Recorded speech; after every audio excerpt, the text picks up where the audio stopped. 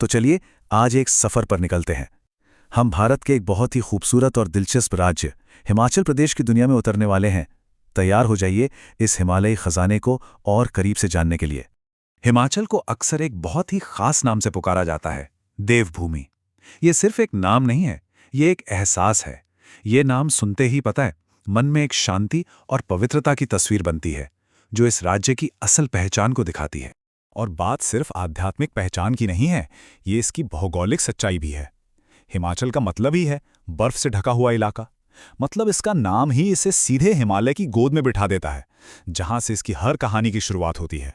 तो चलिए सबसे पहले मिलते हैं इस राज्य की सबसे बड़ी पहचान से, यहाँ के विशाल पहाड़ों से। यही वो जमीन है जिसने ना सिर्फ यहाँ का नक्शा बनाया, बल्कि यहाँ रहने वाले लोगों की जिंदगी और उनके इतिहास को भी गढ़ा है। हिमाचल पश्चिमी हिमालय के ठीक बीचों बीच बसा है, और यहाँ की सबसे खास बात क्या है पता है? यहाँ ज़ांस्कर और महान हिमालय से लेकर धौलाधार और शिवालिक तक हिमालय की लगभग सभी बड़ी पर्वत श्रृंखलाएं एक साथ देखने को मिल जाती हैं। ये एक ऐसी जगह है जहाँ हर मोड़ पर नज़ारे और चुनौतियाँ दोनों ही बदल जाते हैं। 6,816 मीटर ये सिर्फ एक नंबर नहीं है, ये रियो पुरगिल चोटी की ऊंचाई है। जरा सोचिए, ये हमें एहसास दिलाता है कि हम कितनी विशाल और ऊंची जमीन की बात कर रहे हैं। और इन्हीं ऊंचे पहाड़ों के गोद से वो नदियां निकलती हैं जो सिर्फ हिमाचल की ही नहीं, बल्कि पूरे उत्तर भारत की जिंदगी हैं। ब्यास, सतलुज और रावी जैसी हमेशा बहने वाली नदियां यहां से निकलकर सिंधु और गंगा के मैदानों तक जीवन पहुंचाती हैं। अच्छा, ये तो हुई इस जमीन की भौगोलिक कहानी। अब देखते हैं कि इस शानदार धरती पर बसने वाले लोगों का इतिहास कैसा रहा है। चलिए जरा समय में पीछे चलते हैं और हिमाचल के अतीत की परतों को खोलते हैं। हिमाचल का इतिहास बहुत पुराना और कई परतों वाला है। इसकी जड़ें सोचिए सिंधु घाटी सभ्यता तक जाती हैं। फिर सदियों तक यहाँ छोटे बड़े राजाओं, गुप्त साम्राज्य और मुगलों का शासन रहा। 18वीं सदी में ये गोरखा और सिख साम्राज्यों के बीच एक संघर्ष का मैदान भी बना, और फिर आखिरकार ब्रिटिश राज के अधीन आ गया। आज़ादी के भी कई साल बाद 1971 में जाकर इसे भारत के 18वें पूर्ण राज्य का दर्जा मिला। तो इतिहास से निकलकर अब जरा आज की बात करते हैं।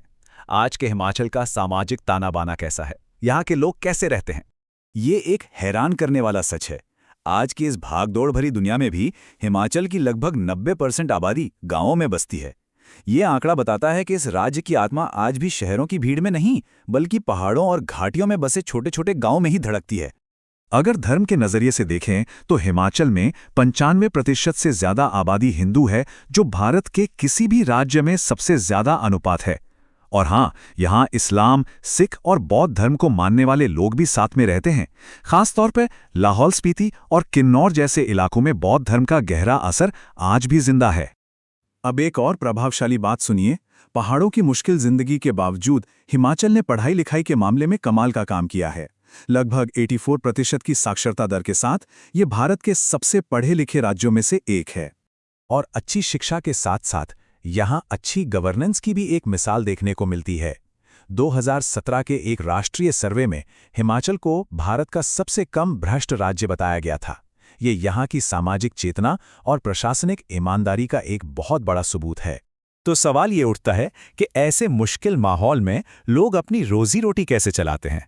चलिए अब हिमाचल की अनोखी अर्थव्यवस्था पर एक नज़र डालते हैं। हिमाचल की अर्थव्यवस्था ना बड़ी दिलचस्प है। इसके दो अलग अलग चेहरे हैं। एक तरफ ये फलों का कटोरा है, जहां देश के सबसे अच्छे सेब उगते हैं। ये पहचान जमीन से जुड़ी है। तो दूसरी तरफ इसने एक जबरदस्त छलांग लगाई है और ये एशिया का फार्मा हब भी बन गया है, जहां 40,000 करोड़ रुपए का एक बड़ा दवा उद्योग चल रहा है। ये परंपरा और मॉडर्न टेक्नोलॉजी का एक कमाल का संगम है। इन दो बड़े पिलर्स के अलावा यहाँ की नदियां भी राज्य के लिए सोना उगलती हैं। मतलब हाइड्रो पावर हिमाचल के लिए कमाई का एक बहुत बड़ा जरिया है। ये अपनी जरूरत से ज्यादा बिजली दूसरे राज्यों को बेचते हैं। और हाँ, खेतीबाड़ी और टूरिज्म तो यहाँ के ज्यादातर लोगों की जिंदगी का आधार है ही, जो इस पहाड़ी अर्थव्यवस्था को मजबूती से संभाले हुए हैं।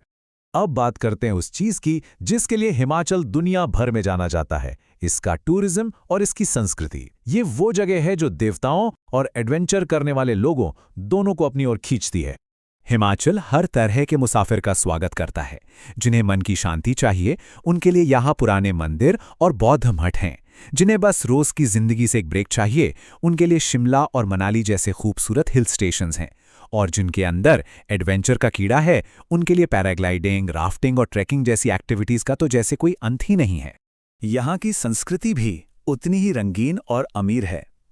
कुल्लू की दुनिया भर में मशहूर शॉल, बहुत बारीक कलाकारी वाली कांगड़ा पेंटिंग और हिमाचल की पहचान बन चुकी रंग बिरंगी टोपी, ये सब यहाँ की कला और विरासत की जीती जागती निशानियां हैं। और सबसे ज़रूरी बात, यहाँ के लोग। हाल ही में एक सर्वे में हिमाचल को दुनिया के सबसे मेहमान नवाज इलाकों में से एक माना गया। ये बताता है कि यहाँ की असली खूबसूरती सिर्फ नज़ारों में नहीं, लोगों के दिलों में भी है।